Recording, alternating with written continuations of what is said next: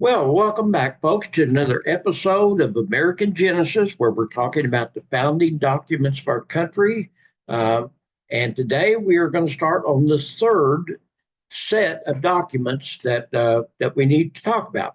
Now, this is where I usually play music. You may have heard Rochelle and I talking. The copyright gods have decided that I'm in violation of copyright, so I'm not going to be playing any music again. So you can just kind of hum it to yourself if you want. So let's begin. So let's kind of review what we've done. Okay, first of all, we've talked about two of the documents that are often referred to in this country as our American scripture. The first was the Declaration of Independence, authored by Thomas Jefferson. And it was here in this document that he set out the reasons why we should be independent from Britain, and he established in writing those ideals of liberty, equality, and freedom that really are the cornerstone of this nation. It's a very important document. We looked at the historical background of how the document came to be written. We looked at what was contained in it. And from there, we went to look at the Constitution. The Constitution is the second of the American scriptures. It was written primarily by James Madison, not entirely. There were, other members of the Constitutional Convention, but he had his hand on it by far and away. He was the man that had to handle the tiller. Let's put it that way. Uh, and it was the Constitution that structured our coming government, our new government that we still have, where we incorporated Jefferson's ideals and where we established our republic, which contains those concepts of separation of powers, checks and balances, and we talked about all this. So now we're going to head into the third part, the American scripture part that I like to call the Bill of Rights. This is, to me, the most interesting part. I hope you find it as interesting as I always do. Um, the Bill of Rights probably really affects us more than the other two. The Declaration of Independence is a great document that establishes those ideals. The Constitution gives a structure to our government, but it's the Bill of Rights that can affect each one of us in so many ways. The freedom of speech, uh, the freedom of religion, the right to bear arms, on and on and on. There's so many things here that can definitely affect each one of us in some way in our life. And I suspect every one of us can go back and think at times that we've been affected by the Bill of Rights. Incidentally, James Madison was also the primary author of the Bill of Rights. So you might wonder, why I look so kindly upon James Madison as a founding father, and that's the reason because he had such a part to play in these documents.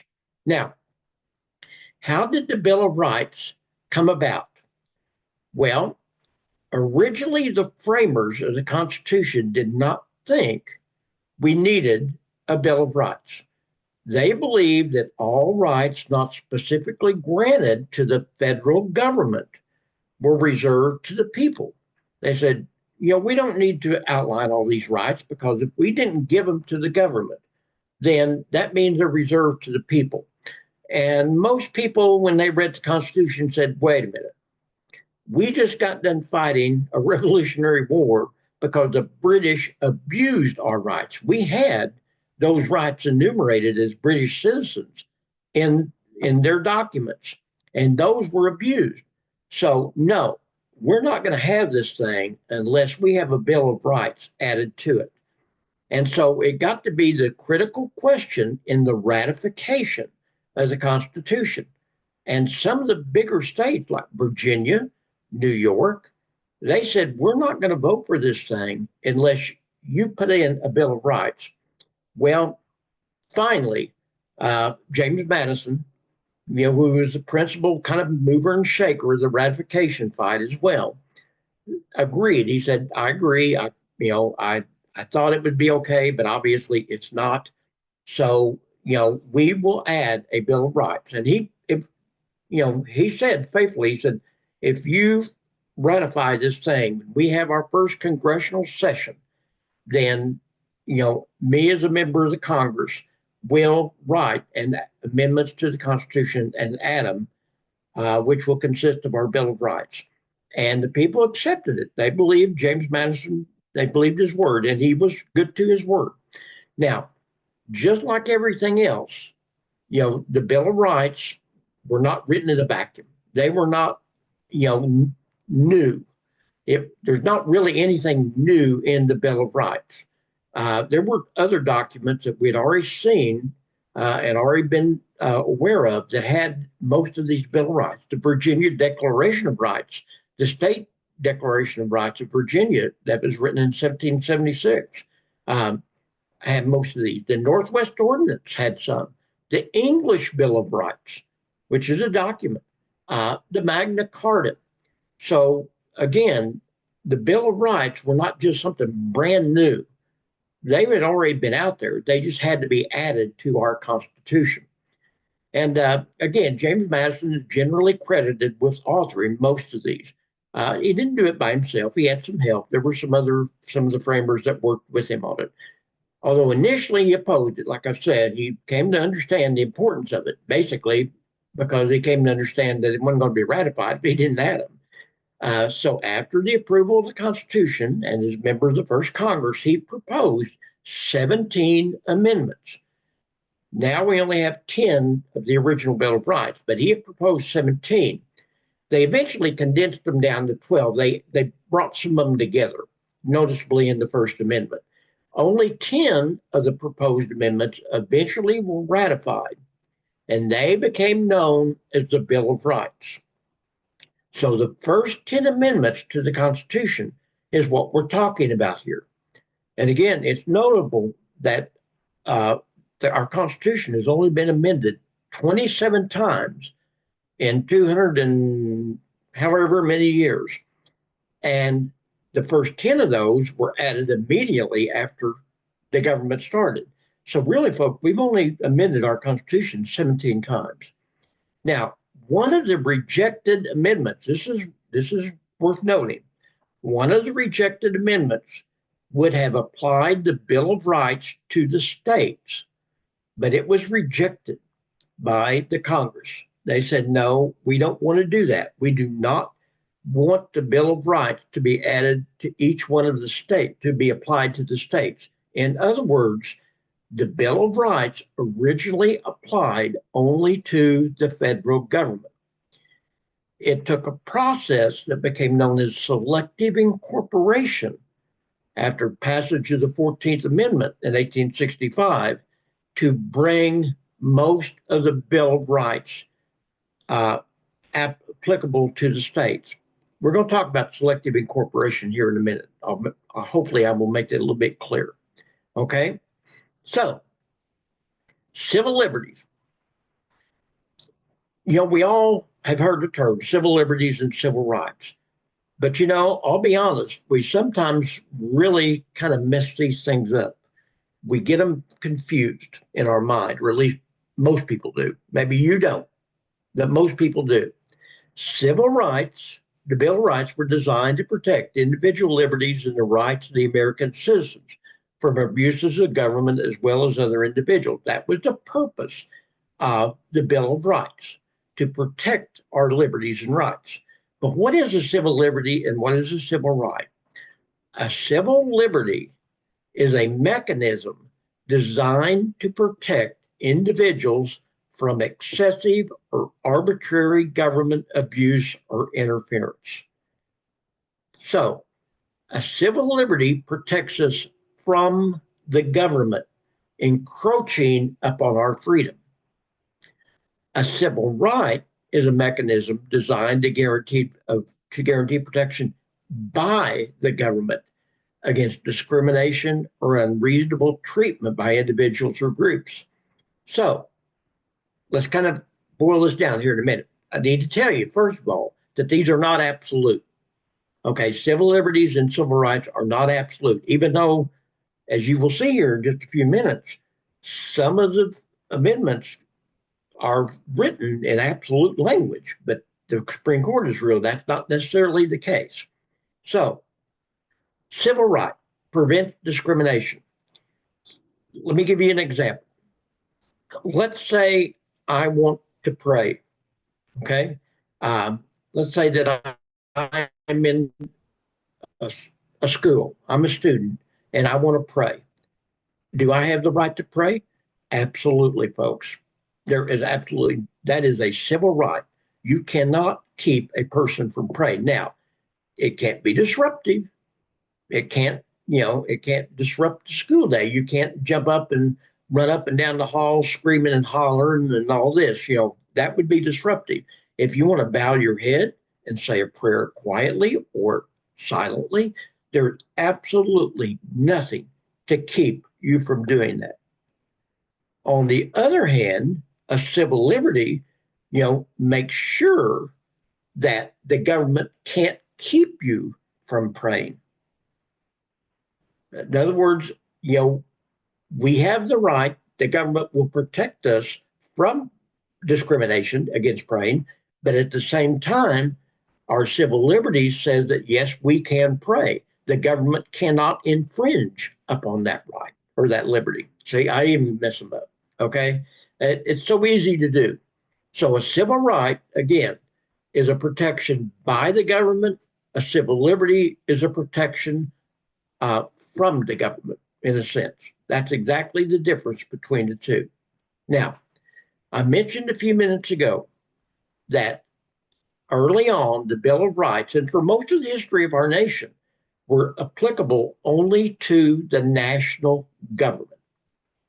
And this was the theory, and this was how it was set up. So the Supreme Court actually ruled on this in 1833. Now, you'll notice here I have the Supreme Court case, and it's yellow. Okay, that means it is generally considered to be a landmark case in American constitutional law. If you see a case up here that is in yellow, that means that we're going to talk about it a little bit more. So I'm going to click on that. And why did it not bring it up? There we go. Okay. Barron versus Baltimore, 1833. This is where the Supreme Court originally ruled that the Bill of Rights did not apply to the states. It applied only to the federal government. So, what were the facts behind this case? Well, here's what happened. There was a Baltimore owner. He owned a wharf in the harbor of Baltimore, a man by the name of John Barron. And he claimed rightfully that the city had diverted water from the harbor, which made his wharf unusable. He said, "You have denied me the use of my wharf because you have violated, my constitutional rights." And so he sued and took it all the way to the Supreme Court, asking, does the Fifth Amendment, eminent domain of the Constitution, apply to the states as well as the national government? This is in 1833. This is one of the very earliest of the landmark cases. And the decision was against John Barron. They said, no. John Marshall, the Chief Justice, ruled the limitations on government found in the Fifth Amendment, that's all the Bill of Rights, were specifically intended to limit the powers of the national government. In effect, the court ruled the Bill of Rights did not apply to the state governments. And again, this is one of those landmark decisions in federalism. This was the thought process for almost 100 years now. From this point on, the thought was that no, the Bill of Rights only apply to the federal government, not the states. And there's a diagram of Barron's Wharf. Slide show that in. Okay, let's go back now. However, courts in the 20th century, 100 years later, began to rule that the Bill of Rights were applied to the states through a process known as incorporation. So it took about 100 years, but the Supreme Court began to see the Bill of Rights in a different light. And they said, yes, the Bill of Rights can be applicable to the states. The process of including the states into the Constitution. This was accomplished because they passed the 14th Amendment. Well, I bet you're all really sitting here right now scratching your head, right? Okay. The 14th Amendment, we're going to talk about a little bit later. It opened the door for the application of the Bill of Rights to individual states. Now, the 14th Amendment is very long, and we're not going to worry about it right now, except for this one little part here. Nor shall any state deprive any person of life, liberty, or property without due process of law. Let me say that again. Nor shall any state deprive any person of life, liberty, or property without due process of law. So the 14th Amendment was passed after the Civil War in the 1860s. The author of the 14th Amendment, a man by the name of John Bingham, advocated that it be applied to the first 8 amendments. He thought it should be applicable to the states. He said, I think this is the way I wrote it with this intention. That's the way that I intended it to be. But the Supreme Court again said, no, that's not the case.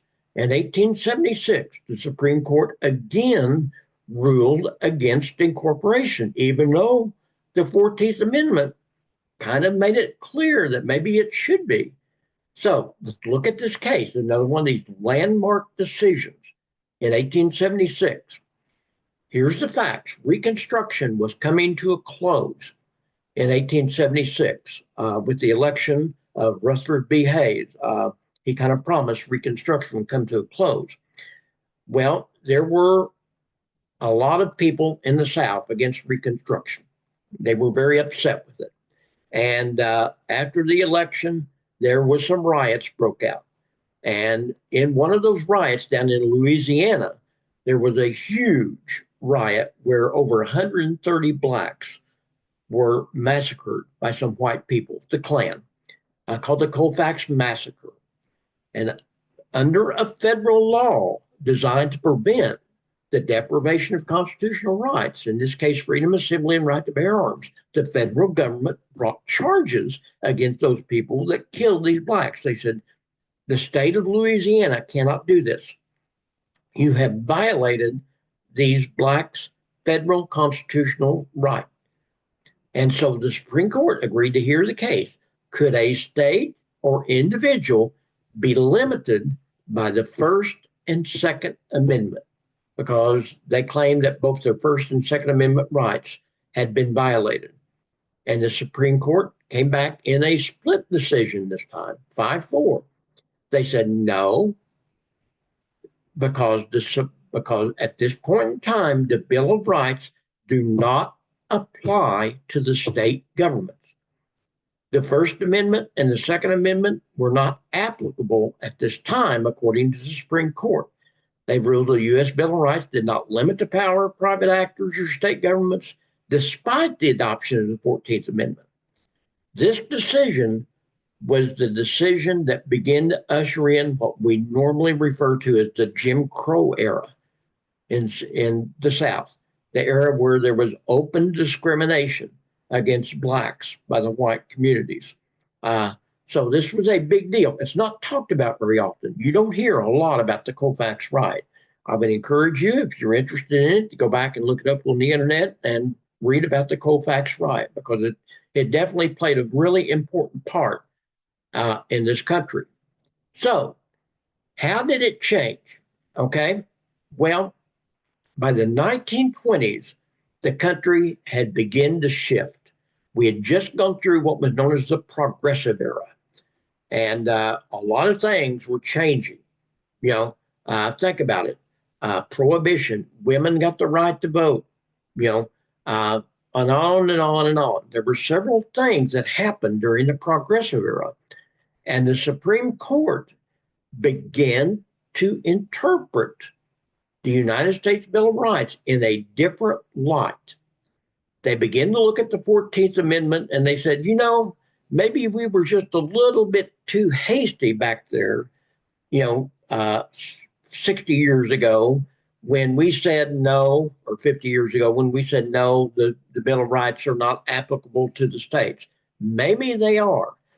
Well, they began a process known as selective incorporation, where they would selectively incorporate one right, not the whole Bill of Rights. They said, we're not going to do that. We're going to take this case by case. And as a case comes before us, we will decide whether or not that case meets the merits of the Bill of Rights and whether or not we can determine if a state is bound by the Bill of Rights. Of course, this gained a lot of treadway in the 60s and 70s during the Warren Court. This is when a lot of it came about, as you see as we go on. So let's get into the First Amendment, okay? Now that I've kind of outlined the concepts of selective incorporation, what a civil liberty and a civil right is, let's begin to look at these amendments. And the first one is the First Amendment. That is the giant. That is the granddaddy of all the amendments. I mean, it is really important. The First Amendment reads as follows: Congress shall make no law respecting the establishment of religion, or prohibiting the free exercise thereof, or abridging the freedom of speech, or the press, or the right of the people peacefully to assemble and to petition the government for a redress of grievances. Folks, that's a lot, okay? That's not very many words, and that says a whole lot, okay? So we're going to look at each one of these elements: free speech, free press, freedom of religion, freedom of assembly, freedom of petition. And we're going to look at each one of these and look at how the government has ruled that they are to be interpreted. Now, like I said, free speech is the pillar. You know, it is the pillar of our Constitution and the Bill of Rights. Oliver Wendell Holmes, I love this statement. It is so important. The best test of truth is the power of the thought to get itself accepted into the competition of the market. I want to repeat that. I want you to think about that. The best test of truth is the power of the thought to get itself accepted in the competition of the market. In other words, we're in a situation in this world today where sometimes it's hard to know what is true and what is not true. But folks, you're not going to ever know what is true if you don't hear those thoughts. And once those thoughts are out there, then, we have to make a decision about whether or not it's true or not. Now, the court has always ruled that freedom of speech, as well as some of these other elements, are not absolute. Now, it's written that way. You look up there, the free exercise thereof of religion, the establishment, the freedom of speech, Congress shall make no law. Now, that's pretty absolute, right? But the courts have always ruled, no, it's not absolute. There are limits to free speech. There are limits to establishment of religion. There are limits to the free exercise thereof. And so the court has decided that there are certain elements that can't be expressed in free speech. You cannot incite violence. You cannot be obscene. Yeah. Okay, I'm not going to go there, okay? You can't libel somebody. You can't slander somebody. You can't use copyrighted material illegally, I know. You can't fraudulently give commercial speech. That means that you can't say something is going to cure cancer if it doesn't cure cancer. You cannot cross the line, okay? There are certain lines in the sand that are drawn that says you cannot cross these lines. Here's the problem, folks. When does it cross the line? That's what the court has to decide. So they had to decide. They set up themselves as the arbiter, as the person of judicial review, And they said you can't do these things if you cross the line. So, how do they determine if something crosses the line? Well, they have set up a series of tests to determine if speech, religion, etc., is protected or not. And it's important to note that these tests are varied and they've been fluid. Sometimes they're not consistent, folks. As you're going to find out, particularly when it comes to things like religion, it seems like there's some really inconsistency in what the Supreme Court has said. They also have changed over the years. The Supreme Court may say this is the test in 1926, but by 1969 they said no, that's no longer the test. It is now something else. So that confuses the situations.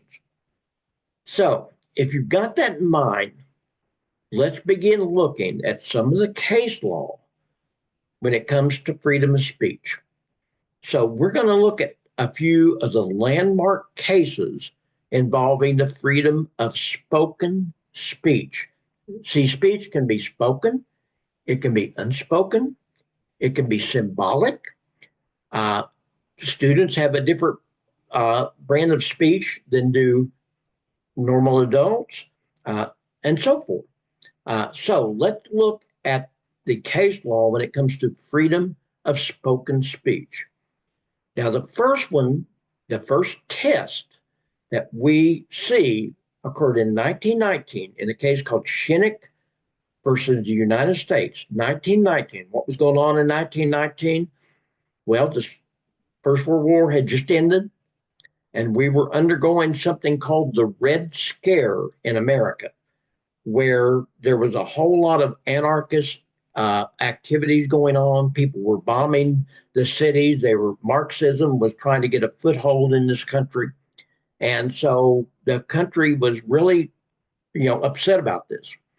During World War I, a man by the name of Charles Shinnick, who was a socialist, distributed leaflets encouraging citizens to disobey the draft. He said, World War I is illegal. We should not be participating in it. And I encourage every one of you to evade the draft. So he was arrested for a violation of the Espionage Act of 1917 and convicted in a federal court. So this is not an incorporation case. This is a case dealing with the Bill of Rights on a federal level. Question, did his actions and arrest violate the First Amendment right to free speech? Do you have a right to advocate disobeying the draft, evading the draft? So what do you think the Supreme Court ruled? They ruled 9-0 upholding his conviction. Okay? Oliver Wendell Holmes, the guy that just wrote that really lofty quote I just gave you a few minutes ago, wrote that Shinnick's actions created a clear and present danger to the power of the government to raise an army. That term is there's a movie called Clear and Present Danger, Harrison Ford. We hear it all the time.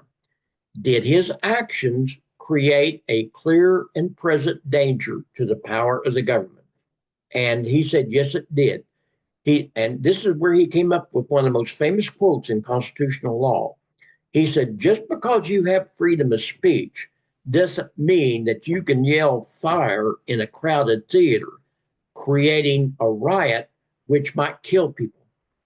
So just because you have a freedom of speech, that doesn't give somebody the right to jump up in a crowded theater and yell fire, fire, or gun, gun, and cause a big riot where people get killed in trying to escape. He said, that's not freedom of speech. And so he said that created a clear and present danger. But remember, we were just finishing World War I, and we were in the midst of the Red Scare at this time. That's a poster. Free speech doesn't mean careless talk. That's from World War I, and that's Oliver Wendell Holmes. So that was the first case that established a test when it came to freedom of speech. It was not an incorporation case. It did not apply to the states, okay? So let's go back.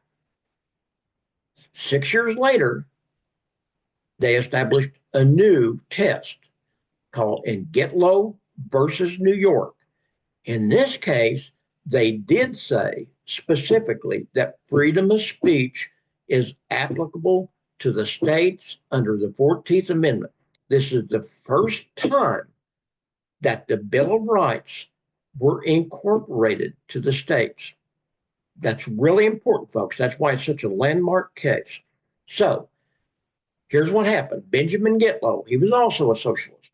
And again, he was right in the middle of this Red Scare. And he was arrested in 1919. He not only said, let's obey the draft, he said, I think we ought to overthrow the government. And if it means, if by violent means, that's what it takes, that's what I'm for. So he was advocating the violent overthrow of the United States government. But he was arrested under a state law. He was arrested by the state of New York. And so he sued saying, hey, the Supreme Court has already spoken about this. And they've said that, the Bill of Rights, the First Amendment, does not apply to the states. And so his attorneys argued, he said, the Supreme Court has ruled that, and back there in Cruikshank, United States versus Cruikshank, that the Bill of Rights and the 14th Amendment does not apply to the states. And he said, you have punished my person, my plaintiff, for his free speech, which is not protected by the United States government. That's the state level. The Supreme Court came back and said, we think it is. We've changed. We don't believe in Cruikshank, United States versus Cruikshank anymore. They can overturn a previous decision.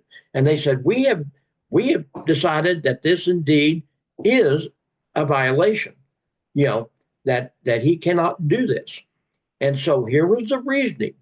He said, Justice Sanford, one of the Supreme Court justices, wrote that Gitlow's speech created a bad tendency that permitted restriction of speech if it had a sole tendency to incite or cause illegal activity. He said, this man has advocated the violent overthrow of this country, and he was arrested by a New York state law, which prevented this, which said that he can't do this. And we are saying that New York state law is correct because the Supreme Court is now ruling that the Bill of Rights, in this case, the First Amendment freedom of speech, is thereby incorporated through the 14th Amendment. So from this point on, you begin to see each one of these rights, for the most part, not every one of them, as you'll find out, incorporated by the Supreme Court. It's a gradual process. They didn't issue a blank incorporation. They said, we're not saying that every one of the Bill of Rights applies to the states. We're just saying, in this case, freedom of speech does apply to the states. And so, folks, this is a huge shift in the thought process of the Supreme Court. This overturned the previous thinking of well over 100 years. So again, remember, we're right in the middle of the Red Scare, a poster from the Red Scare, and Mr. Gitlow thought he was free and clear because he was arrested under state. And they said, well, it doesn't matter because you still broke the law. So it's a very important case, okay? Now, let's jump ahead. 1969, because you're going to see a huge shift again by the Supreme Court. Remember, 1969, right at the high of the Vietnam War. I mean, they were killing American soldiers right and left. People were running to Canada to evade the draft. They were doing everything they could to keep out of the service. And, things were just going really nuts in this country. And the Supreme Court had a case before them that they had to decide whether or not somebody had broken the law when it came to freedom of speech. And they established what became known as the Preferred Freedoms Doctrine. which shifted from the clear present danger and bad tendency case. So let's look at Brandenburg versus Ohio, 1969. Here's what happened. Clarence Brandenburg was the leader of the KKK, and I believe in Ohio. Yeah, Ohio. Made a speech at the Klan rally where he was arrested for advocating crime, violence, and terrorism as outlined in Ohio's syndicalism law. In other words, he got up there and he said, "Hey, I think that we ought to get out here and use every bit of act of violence and terrorism that we can." And he sued. He said, "Hey, I have freedom of speech. You know, you may not like it. You may not like what I said, but I have the freedom of speech to say these things according to the First Amendment. And you've already said that the First Amendment applies to the states. So I think you ought to guarantee my freedom of speech." And the court agreed with him. They held that the Ohio law had violated Brandenburg's free speech and overturned his conviction. Now, that is a gigantic leap from Shinnick and Gitlow, because now they're saying, hey, he has a right to say these things. And here's the reason they said it, because they invented a test. And they said, we believe that you have almost absolute freedom of speech as long as it can't be proven that it incited imminent lawless action or that it is likely to incite or produce action. Now, in this case, Brandenburg was kind of an outlier. He was the only one doing anything. And even the Klan thought he was a little bit off balance. They said, hey, this guy's kind of nutty. We don't have anything to do with him. He was wrong. We don't want, we're not advocating, violence, against people and all this.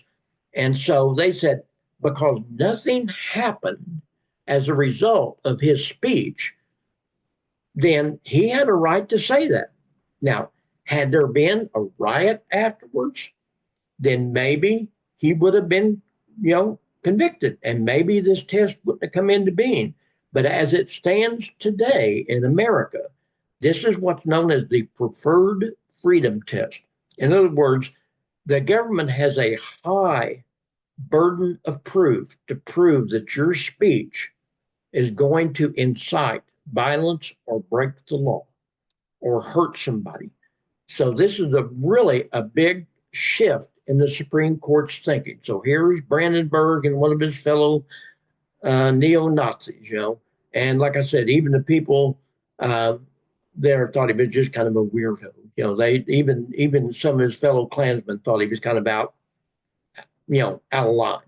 So the next case that we want to look at occurred not too long ago, 2010.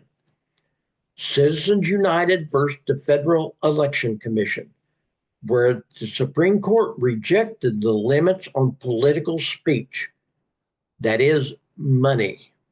So you may have heard of this case. We hear about it every once in a while. Here's what happened. In 2002, Congress had passed the Bipartisan Campaign Reform Act, which prohibited corporations or labor unions from funding campaigns from their general treasuries. I remember this very well. One of the Republican, got together with a Democrat in the Senate, and they got a bipartisan act passed, which prohibited corporations and labor unions from funding campaigns. And a lot of people said, great. That means that from now on, only individuals can present money. Well, later on, one of these groups called Citizens United funded a movie in 2016 called Hillary the Movie, and ruled that it was a violation of the Bipartisan Campaign Reform Act. And so the court had to question, does the Bipartisan Campaign Reform Act improperly restrict independent expenditures by corporations, labor unions, and nonprofits. In other words, do they have freedom of speech? Do corporations have freedom of speech? Do labor unions have freedom of speech? Do nonprofit organizations have freedom of speech? Is freedom of speech only for an individual person, or is it for a group of people? Now, most people thought that Supreme Court was going to come down in support of the BCRA, but they didn't. They came down in support of the Citizens United and said, yes, they have violated your right. You have a right to freedom of speech as a corporation. Anthony Kennedy, who was on the Supreme Court then, is no longer on it, stated that corporate funding of the independent political broadcast in elections cannot be limited. Ruling further stated that political speech is indispensable to a democracy, which is no less true because the speech comes from a corporation. Okay, so in this, then, they ruled that yes, indeed, the corporations have freedom of speech. That is, if they have the money, they can fund a campaign. And of course, this opened the door to a lot of big money on both sides, folks. It's not just Republicans. In fact, if you follow politics, you'll probably know that for the most part, the Democratic Party has probably raised more money from corporations than has the Republican Party in the last couple of presidential elections. So that's where we stand at this point when it comes to political speech. Now, I'm about done for today. Okay. Next week, we're going to continue on and we're going to look at some of the other aspects of freedom of speech.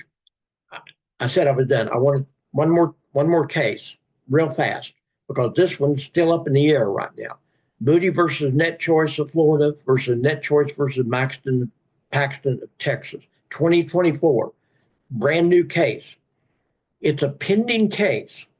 What happened was this. If you may be aware that during the last election cycle, there was a lot of talk about censorship of conservative speech on the internet. Meta, what was in Twitter, now X, Instagram, TikTok, they're saying, hey, a lot of conservatives believed that they were being censored. They famously kicked, ex-former president, now President Trump, off Twitter and Facebook, I believe. And so they brought suit saying Texas and Florida passed laws that said you can't censor, speech on the internet. And so they brought cases about this to the Supreme Court.